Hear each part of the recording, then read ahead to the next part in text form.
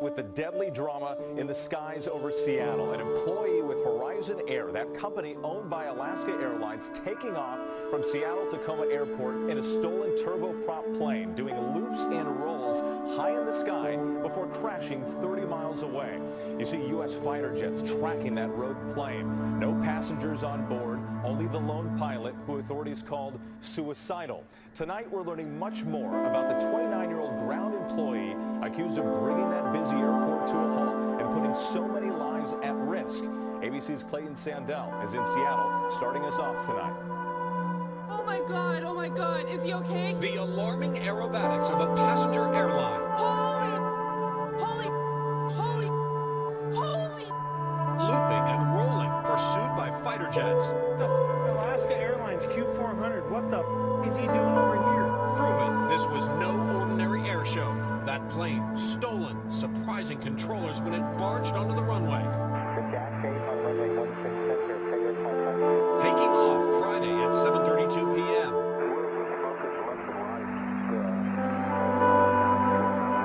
At the controls, 29-year-old Richard Russell, a Horizon Airlines baggage handler. He'd passed background checks and had worked for Horizon for 3.5 years, even posting about his job on YouTube. I'm a ground service agent. That means I lift a lot of bags. F-15 fighters scramble from Portland, flying faster than the speed of sound, intercepting Russell south of Seattle. They are prepared to shoot him down as controllers try to talk him down. All right, Rich, now let's try to land that airplane safely and not hurt anybody on the ground. I don't know, man. I don't know. I don't want to. I was kind of hoping that was going to be it. 75 minutes after takeoff, the plane crashes into flames on a small island. Russell is killed.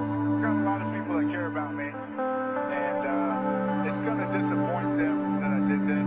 I would like to apologize to each and every one of them. Commercial airplanes do not have door locks or ignition keys. Experts say they can be easily started using a checklist. But tonight there are big questions about how Russell was able to learn just enough to get that plane off the ground and why.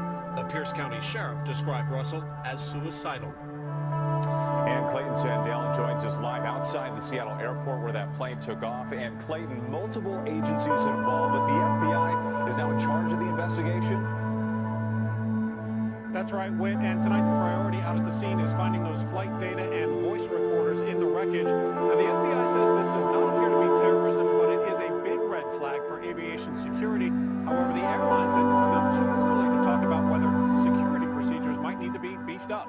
Whit? All right, Clayton Sandell in Seattle for us tonight. Thank you.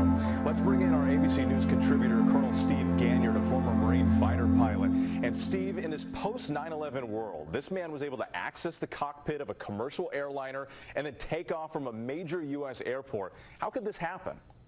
Whit, I think we need to keep this in perspective. This is not just some guy that jumped the fence at SeaTac, ran out and stole an airplane. This was a trusted employee, and he used that trust to gain access to the airplane. He went so far as to premeditate his suicide, apparently, by learning how to start, taxi, take off, and fly this airplane around just to commit his suicide plan. And Colonel, as you mentioned, this ground services employee had access to the plane and there was technically no security breach here. So how difficult is it for the airlines to prevent incidents like this? With no doubt, Horizon, Alaska, and every airline will go back and look at their procedures to make sure that they're keeping inappropriate people out of the cockpit. But when employees are dealing with mental health issues that get so bad and they don't tell anybody, that they create these secret suicide plots, there's almost nothing that the airline can do to stop these incidents. All right, Colonel Ganyard, thanks for your insight on this. Hi everyone, George Stephanopoulos here. Thanks for checking out the ABC News YouTube channel. If you'd like to get more videos, show highlights, and watch live event coverage, click on the right over here to subscribe to our channel, and don't forget to download the ABC News app for breaking news alerts. Thanks for watching.